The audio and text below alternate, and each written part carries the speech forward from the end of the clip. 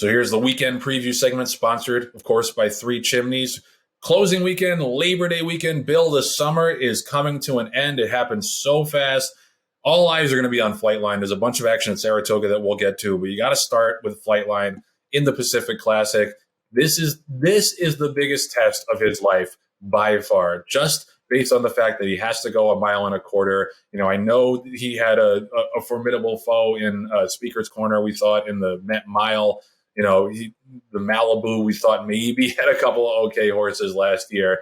In retrospect, he was so much better than everybody else in all of those races. And up to a mile, I don't think that there's a better horse than him in America. I don't know that there's been a better horse at a mile in the last 10, 20 years than him. But now he's got to go 1.25 miles, which is obviously the distance of the Breeders' Cup Classic. Looking at his potential competition, it's not going to be a total walkover. There are going to be horses who have been proven at this distance and at this level, namely Country Grammar, who we saw earlier this year win the Dubai World Cup at this distance. We also have Royal Ship, who won the San Diego earlier this meet. Express Train, who's a Grade 1 winner at 1.25 miles. Stiletto Boy, a couple of other, maybe one or two other California also ran types. Not this, Stiletto Boys run some okay races, but in terms of the big names to tackle Flightline, Country Grammar is the biggest name so far, I think. Bill, how do you feel? He's going to be 1 to 5. Do we like Flightline going 1.25 miles, or are we waiting to see? Well, yeah, I do. And that's certainly not going out on a limb. But one of the things about this race, Joe, is as much as we lament the fact that this horse now runs so infrequently, when he does run, it's such a treat because it's like Christmas. We get to see it, Christmas plus July 4th and Thanksgiving. We get to see those things 3 times a year. And, we're going to get to see him 3 times this year. You're right about the distance being the question. And, I don't think Country Grammar, is as good a horse as Flightline, but he's a legitimate Grade 1 1.25 mile horse. And I'm okay with him losing to San Diego. It was his first race back coming out of Dubai. Obviously, Baffert was gearing him up for this race. But, go back to Jackie's Warrior. These races, they do have, it's a cliche, but they do have to run the things. And so, we can't just say at this point he's going to win. But, I don't. The whole thing about him going 1.25 miles, you have to take the pedigree into account. When Jack Christopher struggled going 1.125 miles, he's by Munnings, very good sire, but you're not thinking of Munnings as somebody who's necessarily going to throw 1.25 miles, 1.125 horses. His horses by Tappet, and there's hundreds of Tappets out there that have been good going 2 turns, 1.125 miles on the dirt. So you don't think because of his breeding he's going to have any problems, or from his running style. And, again, I'll say this. If he wins by a half a length, I'm going to be disappointed. There's just a magical element to this race. Like, it's almost like, we can't even believe what we're seeing. And I want to see him go out and win by 12 lengths again, pulled up at the 16th pole and run a 1:18 buyer. And the fact that that's possible is what makes this horse so cool and so much fun to watch. Yeah, I wish he ran 8 times this year. Yeah, I wish they're going to bring him back next year. I don't think they've said publicly what they're going to do, but it's hard to imagine that he wouldn't be retired at the end of the year. And I, as a fan, look, unless I fall in love with somebody that I think will definitely run second, I don't think I'm betting the race. What's a Flightline Country Grammar Exact is going to pay, what, $380 or something like that? So there's not much to get excited about from that standpoint. But it's must-watch television. We'll all be tuned into TVG at this race will probably go off about 9 o'clock Eastern time. And I want to see Flightline go out there and just make our jaws drop again. Yeah, that's what we're looking for. And like you said, lamenting how infrequently he runs. It's only because we love watching him so much. If he was a bum, we wouldn't care if he ran 3 times a year. We want to see him more often. But I get it. I get that he's had some minor physical issues in the past, and he's so valuable and so brilliant.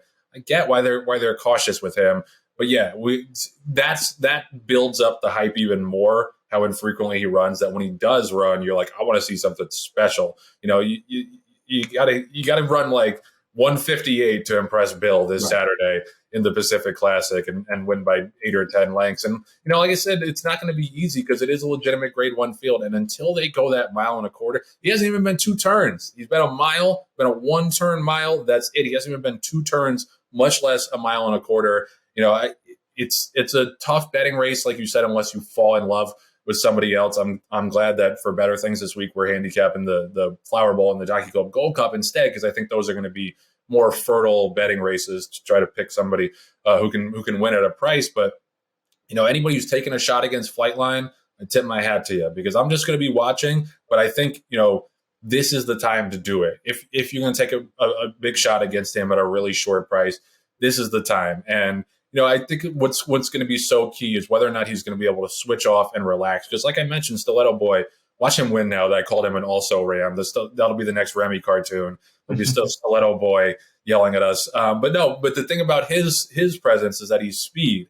And I think that's key, is that, we'll see what happens at the draw. But Flightline, depending on where he draws, is probably going to have to at least send a little bit early just to get in position and be up near the lead, because that's where he wants to run. Like, maybe not. Maybe he'll drop back to 5th or 6th and make a big run. But I think a horse with his kind of speed, you got to be up there near the lead. And maybe he just gets sucked in a little bit to too fast of a pace. Anything can happen on the racetrack. Like you say, that's why they run the races. And to me, this is the most exciting race that Flightline has run so far. The other ones, I think, were more of a fait accompli, where we expected him to win, and it would have been a complete stunner if he had lost. I don't think it'll be a complete stunner if he loses on Saturday, if the 1.25 miles gets him and he gets a little tired late in the last furlong. I wouldn't be completely shocked, but that's the intrigue, is to see what he does going that classic distance, because he's going to have to do it against a better field, against these horses and then some, in the Breeders' Cup Classic with other speed. So this will be a nice little appetizer for that.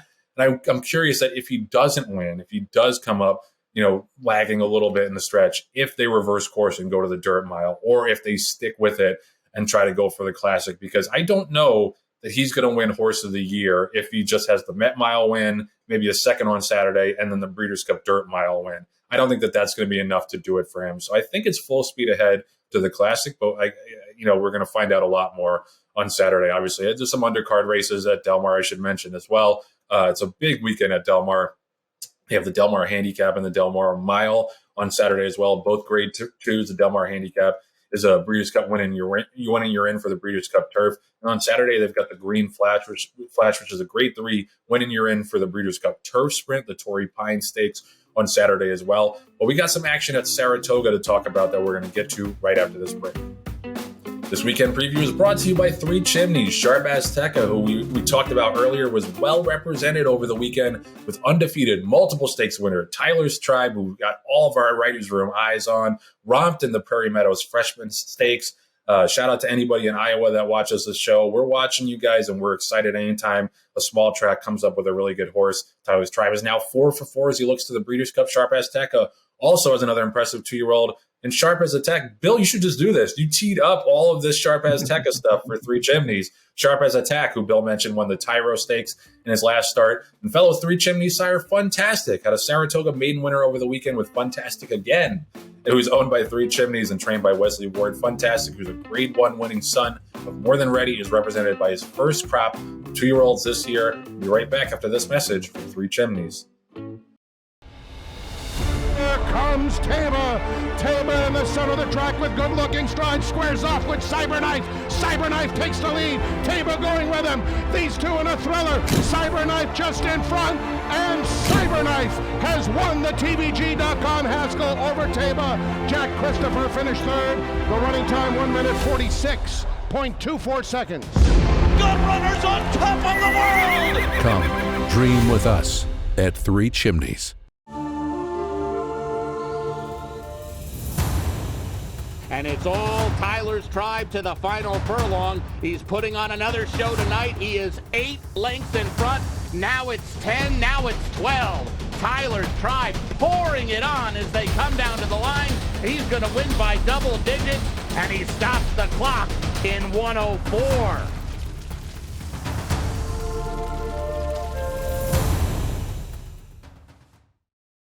Let's run down the rest of the graded stakes action that we're looking forward to this weekend. I don't want to slide Kentucky Downs, because Kentucky Downs opens tomorrow, which I mentioned before. I mentioned earlier, I talked to CJ Johnson on Better Things. He's the guy who one of the guys that really jump-started the Kentucky Downs program, and now it's a real marquee boutique meet. They're gonna have a bunch of stakes on opening weekend. They have the juvenile filly stakes, the juvenile mile, the Mint Million, which is a grade 3. They have the big ass fans Dueling Grounds Derby on Sunday, as well as the Dueling Grounds Oaks. So that's always appointment viewing for me. Love that track. Love that wagering product. So didn't want to slight them. But other than Del Mar, most eyes are going to be on Saratoga on Saturday and Sunday. This is obviously the traditional closing weekend where you have the grade 1 2-year-old stakes. The spin-away is on Sunday for 2-year-old fillies. And then we have the hopeful, of course, on Monday for the 2-year-old boys. John Green and DJ Stable are going to be represented in the spin-away with Wonder Wheel. I would believe there's going to be a story about today in the TDN, so best of luck to the homies at DJ Stable in the spin-away. But at Saratoga on Saturday, we have the Jockey Club Gold Cup, the Flower Bowl, and the Saranac. The Jockey Club Gold Cup and the Flower Bowl are winning year-in races for their respective Breeders' Cup divisions. This is the first year that I can remember ever the Flower Bowl being run as a grade 2. It was downgraded last year, which, I don't know, once they moved these races to Saratoga, I kind of felt like they lost their place on the Belmont calendar. Like the Flower Bowl used to be real, something that trainers really pointed for with filly turf horses. Not so much the case anymore. The Jockey Club Gold Cup might get a big field. We might have a big grade 1 field, which would be exciting. Olympiad is going to be in there, try to bounce back from the Whitney. He really needs that kind of bounce back performance. American Revolution, who unfortunately picked on better things for the Whitney, had to scratch. He's going to be in the Jockey Club Gold Cup most likely. First Captain is in there. Dynamic One, Informative, friend of the show, or we're fans more. He's not a friend of the show yet, but we're fans of Uriah St. Louis. He'll be in there. Untreated for Todd Pletcher as well. Looks like Todd Pletcher will have a couple horses. Bill, what are your thoughts on the Jockey Club Gold Cup? Yeah, I want to interject something about Kentucky Downs as well before I'll move on to the Gold Cup. Obviously everybody's going to be looking at Saratoga and Del Mar, but if you're a horse player, do yourself a favor, bet this product on Saturday. When it comes to a betting product, there's nothing like it in horse racing. And I realize not every track can run a 7-day meet, but the gambling aspect of it is fantastic. I mean, virtually every race has 12 horses in it with a 4-1 favorite. I've hit $400 exactas there before. I mean, you can't hit, I couldn't come close to hitting. Sometimes I can't hit a $40 exacta at other racetracks. So, don't let that pass by your attention, because it is as good. I would say this from a betting standpoint, when you're looking for full fields, competitive racing, and reasonable takeouts, it's as good as it gets. It really is. Okay, so now the Jockey Club Gold Cup is one of those races that's struggling a little bit because of the way racing is run now, and that's why they moved it from Belmont to Saratoga. I mean, before the Breeders' Cup came along, Joe, it was a little bit before your time, but this was the most important race in the country for this division. It was the championship event. But all things considered, they came up with a pretty decent field this year, and what they're doing is, there's certain horses out there that, like a Country Grammar on the West Coast, that are 1.25 mile horses. And those are the horses that are going to go into the Jockey Club Gold Cup. Horse like First Captain, who was second in the Suburban 1.25 miles, Dynamic One, who won the Suburban 1.25 miles. Now, it gets a little tricky because we record this before the entries out, but I believe Olympiad is running in here as well. Yeah. And, he'll be the real story to me, because on paper, he's the best horse, but he really didn't show a lot in the Whitney when fourth. Did he have an excuse that day? Did he just have a bad day? Will he be the real Olympiad, the horse that I know you were so high on, and rightly so, coming into the Whitney? I would think, he's the most likely winner, because he's trained by Bill Mott. Bill Mott wouldn't be running him in here if he wasn't very confident that he was going to rebound. But it's a neat race. It really is. It's not the Jockey Club Gold Cup as old. It's in the Saratoga meet. It's always going to take a backseat to the Whitney. And but nonetheless, this is not a far and away. This is nowhere near a bad Jockey Club Gold Cup. It's a decent, interesting race. And Warlike got us in the Flower Bowl. That'll be cool. And Mott's talking about running her in the Breeders' Cup turf against the males. So that would be really cool to see. Let's hope she goes out and backs up his confidence. And she likely will. She's really good. Yeah, well, and he was teasing potentially running her in the Sword Dancer, and chose against it. I would like to see her take on the boys eventually. As for the Jockey Club Gold Cup, it hurts my heart as a kid who grew up going to Belmont Park. I like you're saying, it was a little before my time when that was the marquee race, but I remember it being a huge race on the calendar for a long time at Belmont. It really was. That was the biggest day of the Belmont Fall Meet by far. Was Jockey Club Gold Cup Day, and obviously there's not really that marquee day anymore at Belmont. It's obviously a great high quality fall meet, but without that centerpiece, it doesn't feel the same. And I get why they did it, and I think, like you said, it'll be a good field this year with Olympia. And I think, like I said, we're going to get 9, 10, maybe 11 horses in there. We'll see when the entries come out, but I think it'll be nice to at least have a full field in that race. And yeah, Olympiad needs a bounce back. I don't know if you read Junior Alvarado's quotes after the Whitney, but he was really laying into Olympiad. He's like, didn't show up at all. Like, he should have at least tried. I was like, all right, he's allowed a bad race. He's had a good year. But yeah, we'll be looking for him to bounce back. So Flightline is the marquee attraction. He's on the top of the playbill, and then below it we got the Jockey Club Gold Cup, and then the Flower Bowl, and then also Kentucky Downs, like you mentioned, should not be overlooked, especially if you're a horse player. They got low takeout, big fields, turf racing. What else could you want? Definitely get involved at Kentucky Downs.